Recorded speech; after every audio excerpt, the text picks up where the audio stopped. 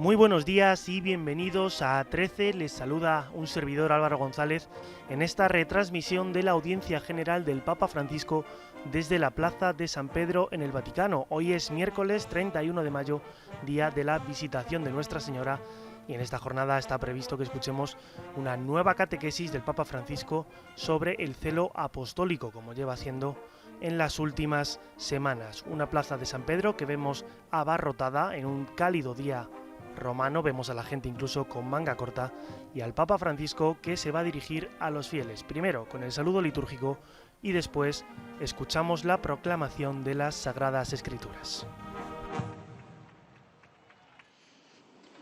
Nel nome del Padre, del Figlio e dello Spirito Santo. La pace sia con voi.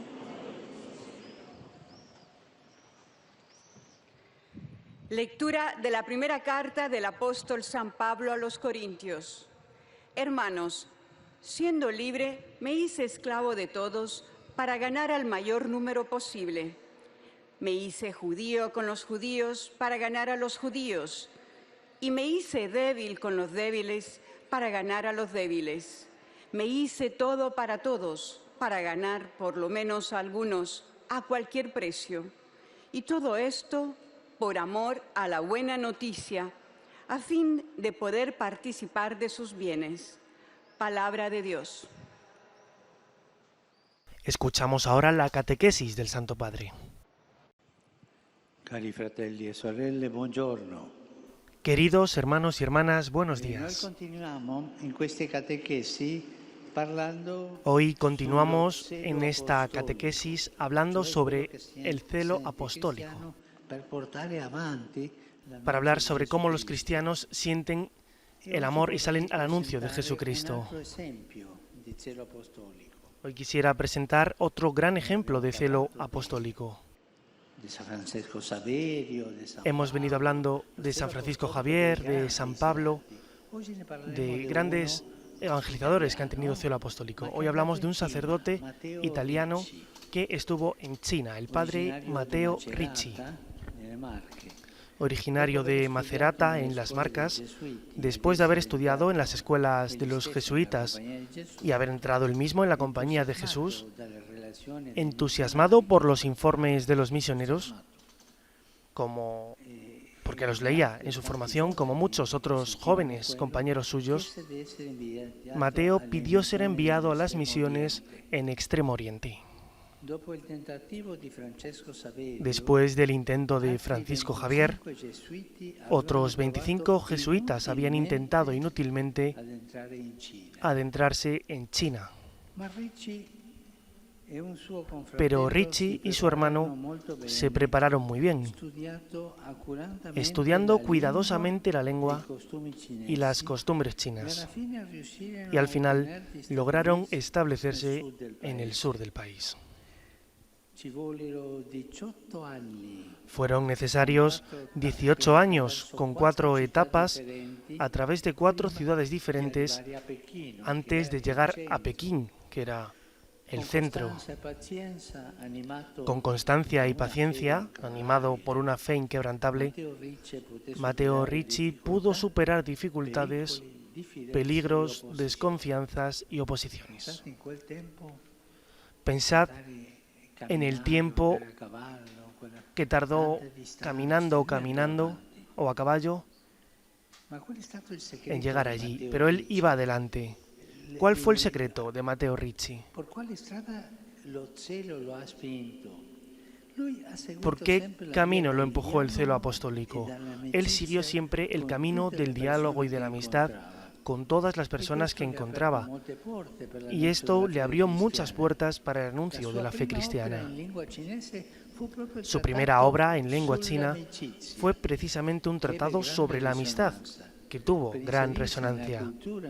Para entrar en la cultura y en la vida china, en un primer momento se vestía como bonzos budistas, de los que había en el país, pero después entendió que la mejor forma era la de asumir el estilo de vida y los vestidos de los literatos, como los profesores universitarios, cómo vestían los literatos. Estudió de forma profunda sus textos clásicos para poder presentar el cristianismo en diálogo positivo con la sabiduría confuciana imperante en China y con los usos y las costumbres de la sociedad china. Y esto se llama actitud de inculturación. Este misionero supo inculturar la fe cristiana en diálogo con la cultura griega. Su óptima preparación científica suscitaba interés y admiración por parte de hombres cultos, empezando por su famoso mapa mundi, el mapa del mundo entero entonces conocido, con los diferentes continentes, que revela a los chinos por primera vez una realidad exterior a China, más amplia de lo que hubieran imaginado. Les hizo ver que el mundo era más grande que China y ellos entendieron porque eran inteligentes, también con los conocimientos matemáticos y astronómicos de Ricci y de los seguidores misioneros que tenía. Ellos contribuyeron a un encuentro fecundo entre la cultura y la ciencia de Occidente y de Oriente, que viviría entonces uno de sus tiempos más felices, en el signo del diálogo y de la amistad. De hecho, la obra de Matteo Ricci nunca hubiera sido posible sin la colaboración de sus grandes amigos chinos, como los famosos Dr. Pablo, Su Guangqi, y el Dr. León, Li Sisao. Todavía la fama de Ricci como hombre de ciencia no debe oscurecer la motivación más profunda de todos sus esfuerzos, el anuncio del Evangelio. Iba adelante con sus conocimientos científicos, pero daba testimonio de la propia fe. La credibilidad que consiguió con el diálogo científico le daba autoridad para proponer la verdad de la fe y de la moral cristiana, de la que él habla de forma muy profunda en sus principales obras chinas, como el verdadero significado del Señor del Cielo, que se llama así. Además de la doctrina, son su testimonio de vida religiosa, de virtud y de oración. Este misionero rezaba. Está muy bien predicar, iba de un sitio para otro, pero rezaba. Eso es lo que alimenta la vida misionera. Una vida de caridad, de humildad, de ayudar a los otros y también el total desinterés por los honores y las riquezas inducieron a muchos de sus discípulos y amigos chinos a acoger la fe católica, porque veían en él a un hombre tan inteligente y tan sabio, tan astuto a la hora de manejar la palabra para llevar el mensaje, tan creyente, que ellos entendían que lo que predicaba era verdadero porque su personalidad daba testimonio con su propia vida, testimonio de lo que anunciaba. Esta es la coherencia de los evangelizadores. Y esto nos toca a todos nosotros, cristianos que somos evangelizadores. Yo puedo decir y saberme el credo de memoria, puedo decir todo lo que creemos, pero si tu vida no es coherente con ello, no sirve de nada. Lo que atrae a las personas es el testimonio de coherencia. Nosotros, cristianos, vivimos como lo que decimos, no fingimos. No fingimos vivir como cristianos y en cambio ser mundanos, ¿no? Hay que estar atentos también, siguiendo el ejemplo de estos grandes misioneros. Y Matteo Ricci, era italiano. La fuerza más grande de los misioneros es la coherencia, ser coherentes. En los últimos días de su vida, a quien estaba más cerca de él, y le preguntaba cómo se sentía, respondió que estaba pensando en ese momento si era más grande la alegría y la felicidad que sentía interiormente por la idea de que estaba cerca su viaje para ir a gustar a Dios, o la tristeza que le podía causar el dejar a los compañeros de toda su misión, que amaba mucho, enormemente, y el servicio que aún podía hacer a Dios, nuestro Señor, en esa misión. Es la misma actitud que testimoniaba el apóstol Pablo. Síntesis de amor y de celo misionero. Matteo Ricci murió en Pekín en 1610, a los 57 años, después de toda una vida entregada a la misión.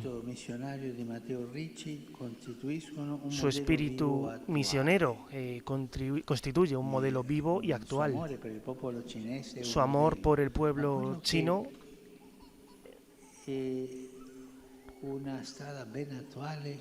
es un camino muy actual y muy coherente con la coherencia de vida.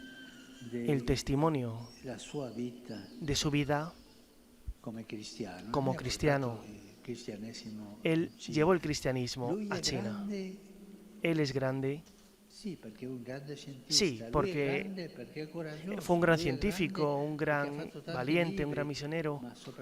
Había escrito muchos libros, pero sobre todo es grande porque siguió un camino de coherencia con su vida, coherencia con la fe, coherencia con sus ganas de seguir a Jesucristo.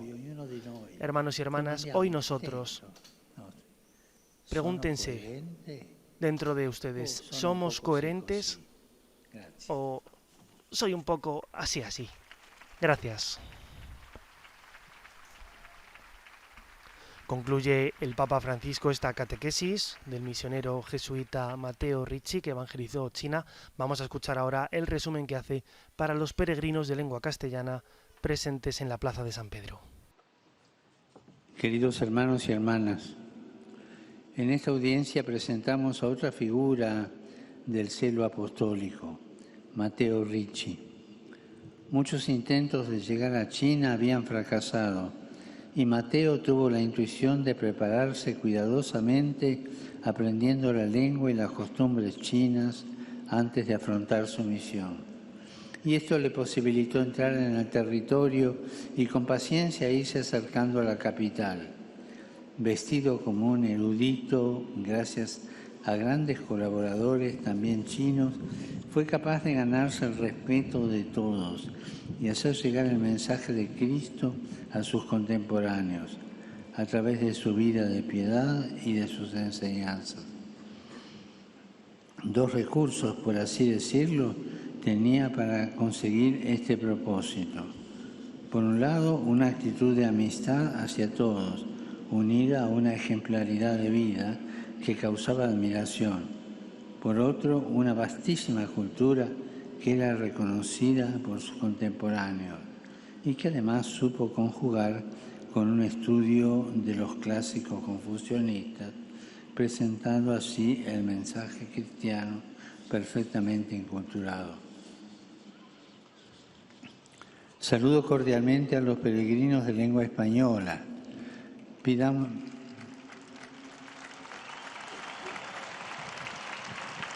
Pidamos al Señor que nos dé la humildad de sabernos acercar a los demás con esa actitud de amistad, respeto y conocimiento de su cultura y sus valores.